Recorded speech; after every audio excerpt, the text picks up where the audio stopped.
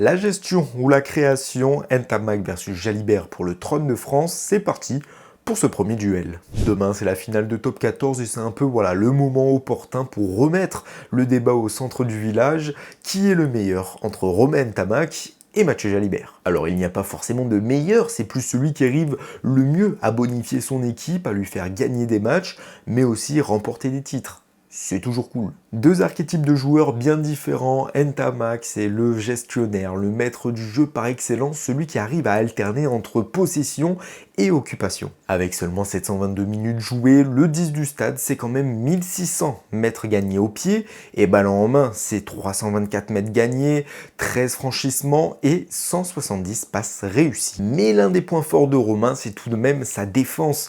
Comparé aux autres 10 du top 14, il a un ratio de 79% de plaquage réussi, le meilleur taux si on compare aux autres 10, et c'est très loin des 71% de réussite de Mathieu Jalibert. Mais le demi d'ouverture de l'UBB a plein de qualités qui peuvent faire oublier celle de Ntamak. Comparé aux autres 10 du championnat, Jalibert c'est le meilleur marqueur, le meilleur franchisseur, le plus de défenseurs battus, le plus de passes décisives, le plus de mètres gagnés, et il figure parmi les meilleurs au pied, que ce soit dans le jeu ou face aux perches.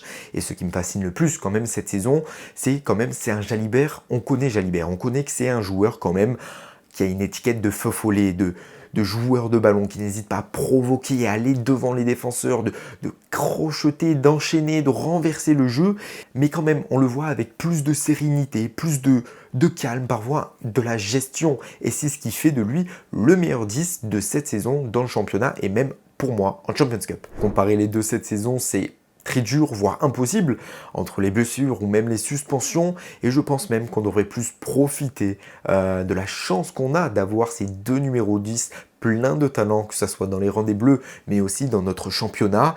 Et pour demain, j'ai juste envie de dire que le meilleur gagne finalement. Après, s'il y en a un qui met un cul à l'autre, bon, je vais peut-être changer d'avis, moi.